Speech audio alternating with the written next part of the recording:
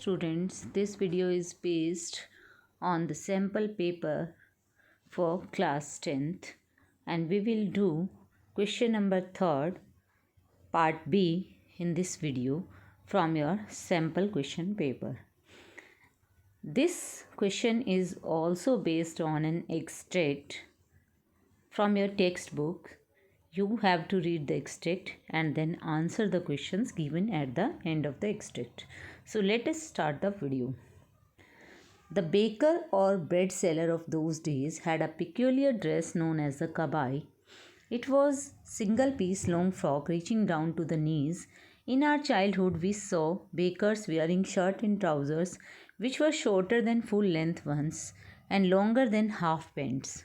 Even today anyone who wears a half pant which reaches just below the knees invites the comment that is dressed like a pader.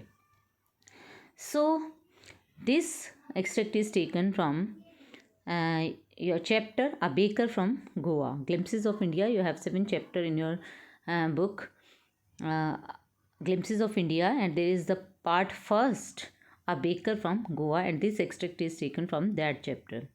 And in this chapter, the writer describes about the description of the baker of the old times.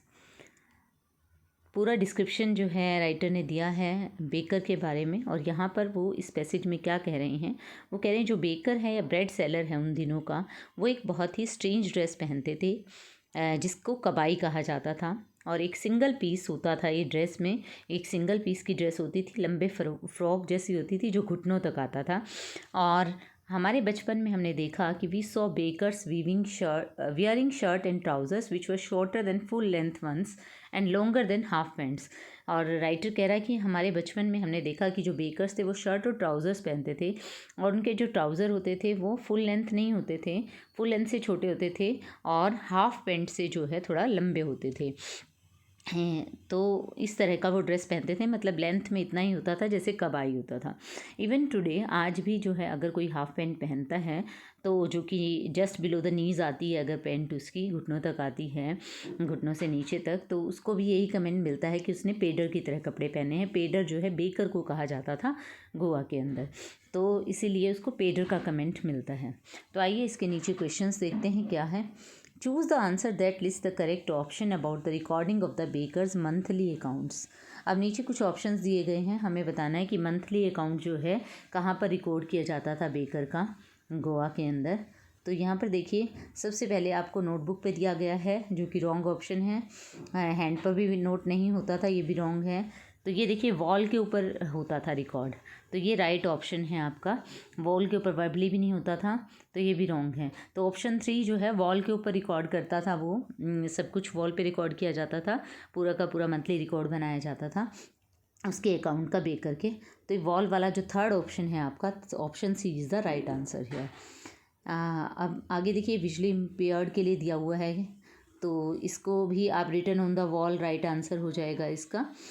When the writer says baking was indeed a profitable profession in the old days, he means that, जब writer ये कहता है कि पुराने दिनों में सचमुच baking जो है एक प्रॉफिटेबल प्रोफेशन होता था, तो उसका क्या मतलब है। अब देखिए फर्स्ट ऑप्शन दिया गया है baking isn't as popular in Goa currently, कि करंटली बेकिंग इतना पॉपुलर नहीं है। सेकंड दिया गया है bakers have chosen to adopt other professions, bakers ने दूसरे प्रोफेशन चुनना शुरू कर दिया है।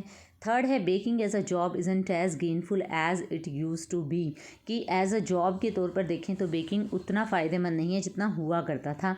Bakers goods were of a better quality in earlier times, या बेकर्स की जो गुड्स होती थी वो अच्छी क्वालिटी की होती थी पहले समय में। तो देखिए हमने जो है एक सेंटेंस पढ़ा था इस चैप्टर के अंदर, वो ये था कि although the may be the eaters of the breads might have vanished but the makers are still there. ये सेंटेंस हमने पढ़ा था कि शायद खाने वाले जो हैं वो लुप्त हो गए हैं, इन ब्रेड्स को जो खाते थे लोग वो चले गए हैं, लेकिन बनाने वाले अभी भी वहाँ हैं। तो अगर उस ऑप्शन से हम देखें, बेकिंग पॉपुलर है गोवा के अंदर अभी भी, और बेकर्स जो है ये भी कहा गया था कि जो फादर्स का प्रोफेशन है उनके सन्स जो हैं वो कैरी ऑन कर रहे हैं, तो ये भी नहीं कह सकते कि बेकर्स जो है अलग प्रोफेशन चूज़ करना शुरू कर दिया है। तो गुड्स की क्वालिटी का भी नहीं हम कह सकते। तो सी जो है ऑप्शन मुझे यहाँ पर करेक्ट लग रहा है कि जब पहले ज़माने में बेकिंग का प्रोफेशन बहुत ज़्यादा प्रॉफिटेबल था, अब क्योंकि जो ईटर्स ऑफ ब्रेड हैं they might have vanished but the makers are still there, तो सी ऑप्शन जो है मुझे यहाँ पर करेक्ट लग रहा है। Baking as a job isn't as gainful as it use to be, कि जितना गेनफुल पहले हुआ करता था उतना गेनफुल अब नहीं है ये job.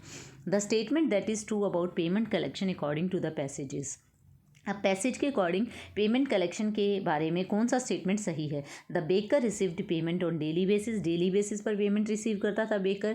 The baker was paid for his services at the end of the month, yes this is the right answer.